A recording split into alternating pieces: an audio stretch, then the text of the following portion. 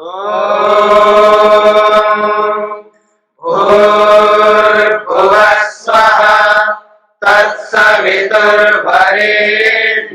भर्गो देवस्य धीमहि धियो यो नः प्रचोदयात्।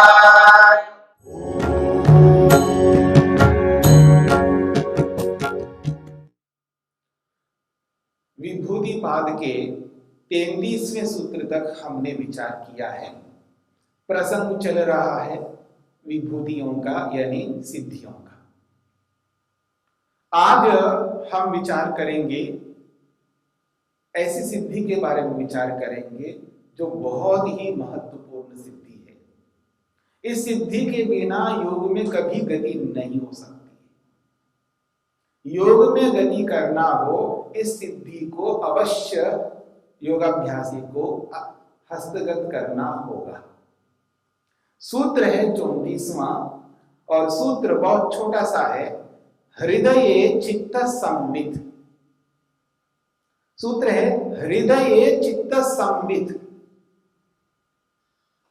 इसका अर्थ है हृदय में संयम कर लेने पर योगाभ्यासी अपने हृदय में संयम करता है। जब हृदय में संयम करता है तो उसको क्या उपलब्धि होती है, क्या सिद्धि होती है? वो कहते हैं चित्त संवित्। चित्त यानी मन का उसको बोध हो जाता है, मन का साक्षात्कार हो जाता है। मन का साक्षात्कार होना, मन को अनुभव करना, ये बहुत बड़ी सिद्धि है योगाभ्यासी के लिए। हृदय में संयम करने का अभिप्राय है हृदय में मन को एकाग्र करना है, हृदय में ही धारणा बनानी है, हृदय में ही मन को स्थिर करना है और वहीं पर ध्यान करना है, और वो भी ध्यान मन का करना है। और मन का ध्यान करके मन की ही समाधि जब लगेगी तब चित्त संवित्, चित्त यानी मन का पूरा साक्षात हो जाता है कि मन कैसा है। ये तो ऐसी बात है कि आजकल के जो इंस्ट्रूमेंट्स हैं, चाहे वो मोबाइल है या कोई भी इलेक्ट्रॉनिक कोई भी आइटम आप सामने रख करके देखिएगा, एक तो उसका बाह्य स्वरूप हम देखते हैं वो कैसा है, दिखने में बहुत अच्छा लग रहा है। मोबाइल को ले लीजिएगा, जो आजकल हर व्यक्ति मोबाइल का प्रयोग करता है। मोबाइल जो भी है, चाहे वो एंड्रॉइड का हो चाहे वो एप्पल का हो, कोई भी एक मोबाइल सामने रख लीजिएगा, ऊपर से जो भी दिखता है वो दिखता है। लेकिन यदि कोई इंजीनियर है, हार्डवेयर का इंजीनियर है, और फिर उसको खोल दे और खोल करके उसके अंदर देखे, बहुत सारे माइक्रोचिप लगे हुए उसके अंदर, बहुत छोटे छोटे ट्रांजिस्टर्स लगे हुए उसके अंदर, और फिर उसको जब खोल करके देख लेता है, उसको प्रत्यक्ष होता है क्या है, और उस विषय का विशेषज्ञ है, उस विषय का एक्सपर्ट है, उसको एकदम दिखाई देता है कि ये है, और ये ऐसा काम करता है, ये ऐसा काम करता है। उसको पूरा का उसका जब ऑपरेशन करके उसको देख लेता है तब उसको स्पष्ट हो जाता है। ठीक इसी प्रकार से महर्षि पतंजलि कहना चाहते हैं, हृदय में मन को स्थिर करके, मन का ही ध्यान करके, मन की समाधि लगा करके मन का साक्षात्कार कर लेना, यही है हृदय चित्त संवित्। हृदय में संयम कर लेने पर योगाभ्यासी को चित्त संवित्, चित्त का संवित् यानी बोध हो जाता है, चित्त का यानी मन का साक्षात्कार हो जाता है। कह रहे हैं यदिदम अस्मिन् ब्रह्मपुरे दहरम पुंडरीकम वेश्मा तत्र विज्ञानम तस्मिन् संयमात् चित्त संवित्। महर्षि वेदव्यास लिख रहे हैं, यदिदम अस्मिन् ब्रह्मपुरे, यद इदम जो यह हमारा अपना स्वयं का शरीर है, और इस शरीर को क्या कहा जा रहा है? ब्रह्मपुर। इसका नाम रखा है ब्रह्मपुर। ब्रह्म कहते हैं परमात्मा को, पुर कहते हैं निवास स्थान। पुर का अर्थ है निवास स्थान, जिसमें निवास किया जाता है। जैसे आप कहते हैं ना घर, घर को घर क्यों कहा जाता है? क्योंकि जिसमें हम निवास करते हैं, जिसमें हम रहते हैं, इसलिए उसको घर कहते हैं। और संस्कृत में उसी घर को पुर शब्द से भी कहा जाता है। तो कह रहे हैं यदि इदम अस्मिन ब्रह्मपुरे, जो ये हमारा अपना शरीर है, इस शरीर को कहा जा रहा है ब्रह्मपुर, ब्रह्म का निवास का स्थान। देखिए ब्रह्म शरीर में निवास करता है, इसका अर्थ ये नहीं कि ब्रह्म और जगह निवास नहीं करता है। ब्रह्म का निवास तो सारा का सारा ब्रह्मांड है। ऐसा कोई स्थान स्पेस खाली नहीं है जहां ब्रह्म नहीं रहता, परमात्मा नहीं रहता। क्योंकि परमात्मा जो है सर्वत्र यानी सब स्थानों में व्याप्त है, विद्यमान है। जब सब स्थानों में व्याप्त है, पूरे ब्रह्मांड में व्याप्त है, तो शरीर भी ब्रह्मांड का एक अंश, एक टुकड़ा है। ब्रह्मांड में ही शरीर है, तो इस शरीर में भी व्याप्त है। जब शरीर में परमात्मा व्याप्त है, तो परमात्मा का निवास स्थान शरीर कहने में कोई आपत्ति नहीं होगी। हाँ, ब्रह्म का शरीर पूरा ब्रह्मांड भी है, क्योंकि पूरे ब्रह्मांड में परमात्मा रहता है, इसलिए पूरा ब्रह्मांड भी परमात्मा का एक प्रकार से शरीर है, निवास स्थान है। तो यही कहा जा रहा है यहाँ पर अस्मिन ब्रह्मपुरे, जो हमारा अपना शरीर है, इस शरीर में दहरम पुंडरीकम वेश्मा। दहरम का मतलब बहुत छोटा सा, दहर शब्द जो है छोटे से बिल्कुल सूक्ष्म स्थान को लेकर के कहा जा रहा है दहरम, बहुत छोटा सा। पुंडरीकम, पुंडरीक कहते हैं कमला, कमल, जो कमल होता है, पुष्प होता है, फ्लावर होता है, उसको पुंडरीकम शब्द से कहा जा रहा है कमल। तो एक छोटा सा कमल की आकृति में वेश्मा, वेश्म कहते हैं घर। तत्र विज्ञानम, तत्र विज्ञानम, वहां पर विज्ञान है, अर्थात मन है, क्योंकि मन का एक नाम विज्ञान भी है। मैंने आपको संकेत किया था मन के बहुत सारे नाम होते हैं। मन को योग में मन शब्द से भी कहा जाता है, मन को चित्त शब्द से भी कहा जाता है, मन को प्रत्यय शब्द से भी जाना जाता है, प्रत्यय भी कहते हैं, मन को बुद्धि शब्द से भी कहते हैं, और मन को विज्ञान शब्द से भी कहते हैं। ऐसे मन के बहुत सारे नाम हैं। तो कह रहे हैं तत्र विज्ञानम, वहां पर मन विद्यमान है। ये जो ब्रह्मपुर है, जो हमारा शरीर है, इस शरीर में एक छोटा सा कमल की आकृति में घर है, और तत्र विज्ञानम, वहां पर ये मन है। और वो कौन है? उसी का नाम है हृदय। जिस घर की, जिस वेश्मा की, जिस कमल की आकृति में एक छोटा सा स्थान जो बताया जा रहा है, उस स्थान का नाम हृदय है। देखिए हृदय शब्द पारिभाषिक भी है। हृदय उसको भी कहते हैं हार्ट को, जो हमारे शरीर के बाएं हिस्से में रहता है। सब जानते हैं हार्ट को, हृदय को। तो ये जो हृदय है, जो पंप करता रहता है, वो जो हृदय है उसको भी हृदय कहते हैं। पर योग में हृदय उस को कहते हैं जहां पर समाधि लगती है, और जहां अपने मन को एकाग्र किया जाता है, जहां मन को एकाग्र करके जहां ध्यान किया जाता है, और जहां ध्यान करके जहां समाधि लगती है, उस समाधि स्थल को भी हृदय कहते हैं। इस बात को समझने का प्रयत्न करिएगा। और वो समाधि चाहे आप शरीर में जहां भी लगाते हो, चाहे मस्तिष्क में लगाते हो, तो मस्तिष्क में भी हृदय माना जाता है। और यदि आप देखिएगा यहां पर नाभि से थोड़ा सा ऊपर जो यहाँ गर्त सा गड्ढा सा है, यहाँ पर भी बहुत सारे साधक जो है यहाँ पर मन को एकाग्र करते हैं, और मन को एकाग्र करके यहाँ पर भी समाधि लगाते हैं। इस स्थान को भी हृदय कहते हैं। महर्षि स्वामी दयानंद सरस्वती जी ने एक हृदय के नाम से यहां पर भी बताया है। तो हृदय यहां पर यानी यहां पर समाधि लगाते हैं। तो जहां पर भी समाधि लगाते हैं तो समाधि स्थल, देखिए समाधि शब्द से वो समाधि नहीं लेना जो कोई व्यक्ति जिसकी मृत्यु हो जाती है और मृत्यु के बाद में उसके लिए एक चबूतरा जैसा बनाते हैं, उसका नाम भी समाधि नाम रखते हैं, वो कोई समाधि नहीं होती है। समाधि शब्द तो एक योग में पारिभाषिक है, जिसमें दर्शन होता है, साक्षात्कार होता है, उसको समाधि कहा जाता है योग में।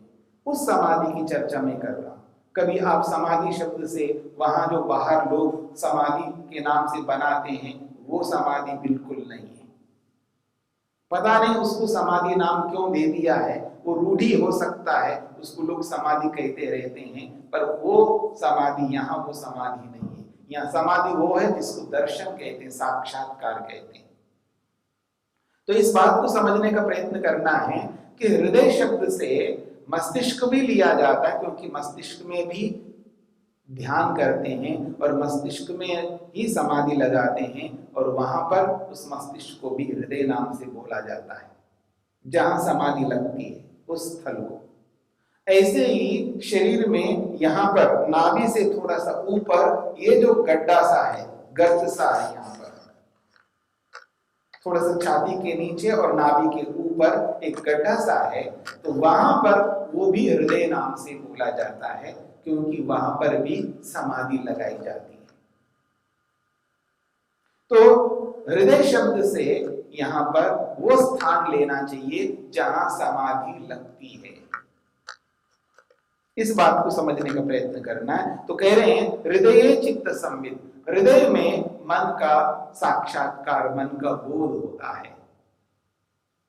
अब इस विवाद में हम नहीं जाते हैं, हृदय हार्ट को ही हृदय कहेंगे तो वहां हार्ट में अगर कोई वहां पर समाधि लगाए वो भी स्थान हो सकता है, क्योंकि शरीर में समाधि लगाने के बहुत सारे स्थान महर्षि वेदव्यास ने स्पष्ट किया है। जब धारणा का प्रसंग आया है, योग का जो छठा अंग है धारणा, यम, नियम, आसन, प्राणायाम, प्रत्याहार और धारणा।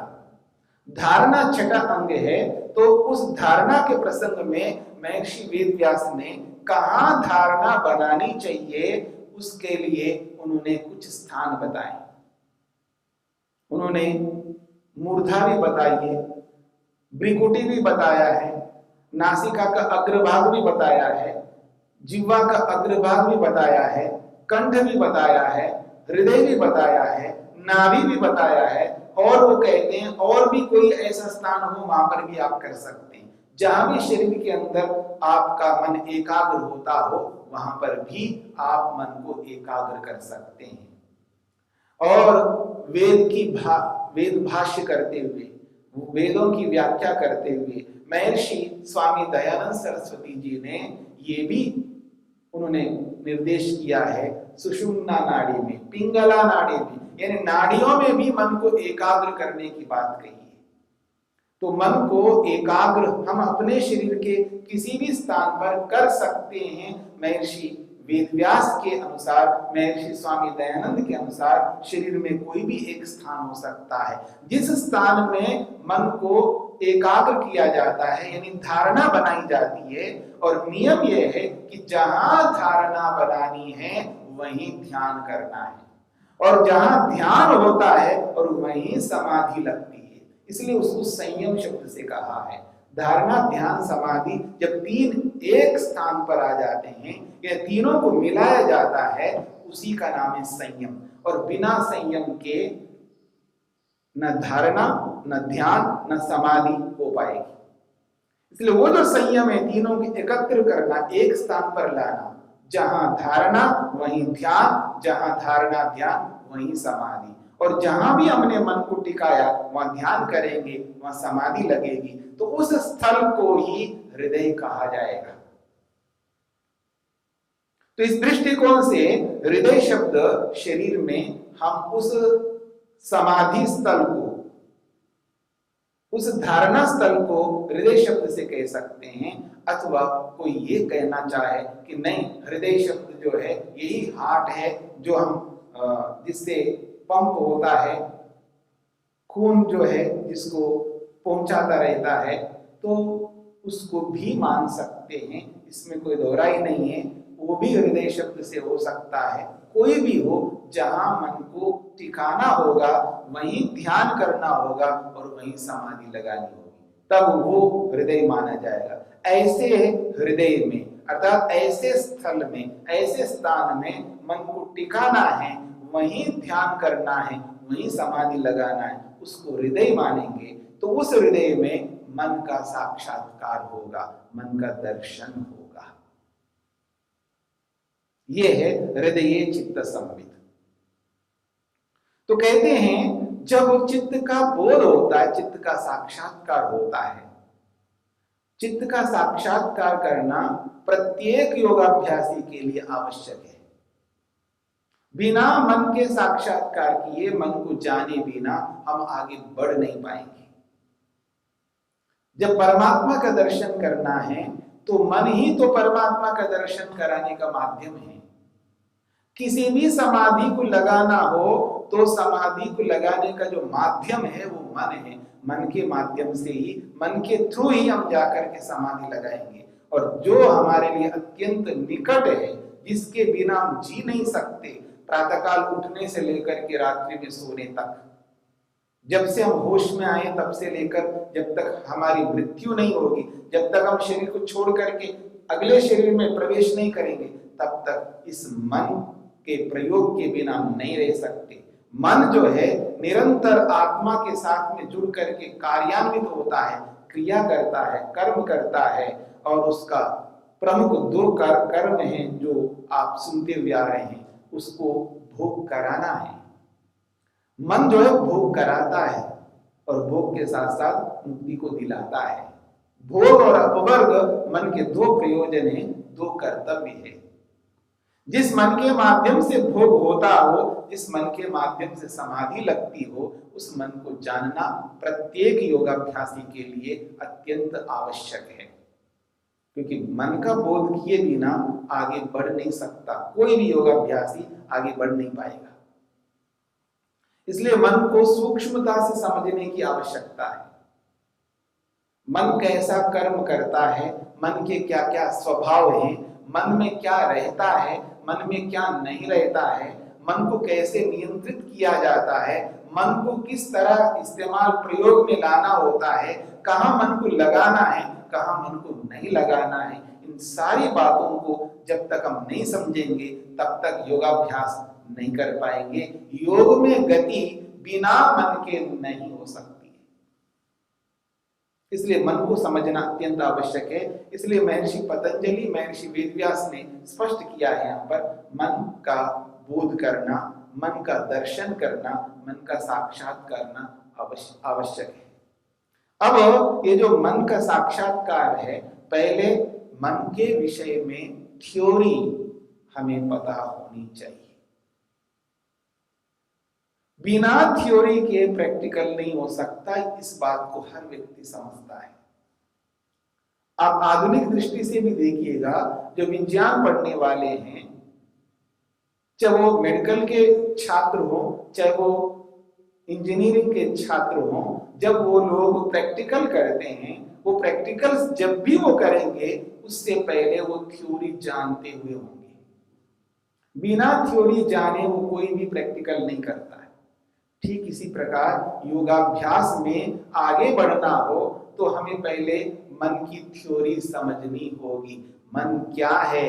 मन जड़ वस्तु है, नॉन लिविंग थिंग है, लिविंग थिंग है? मन के क्या स्वभाव है? मन कैसे कार्य करता है? मन के बारे में मोटी भाषा में कहूं तो A to Z पूरा समझना होगा,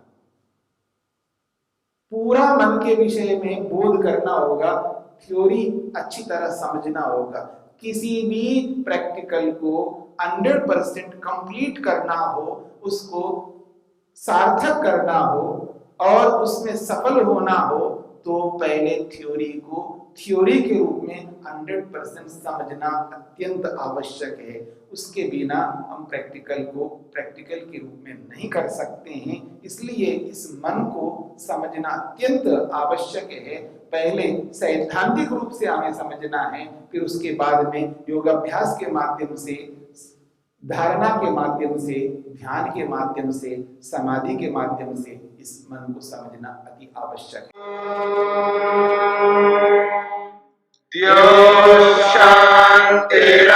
शान्तिरन्तरिक्षं शान्ति पृथिवी शान्तिरापः शान्तिरोषधयः शान्तिः वनस्पतयः शान्तिर्विश्वे देवाः शान्तिर्ब्रह्म शान्ति सर्वं शान्ति शान्तिरेव शान्ति क्षमा शान्तिरेधि ॐ शान्ति शान्ति शान्तिः।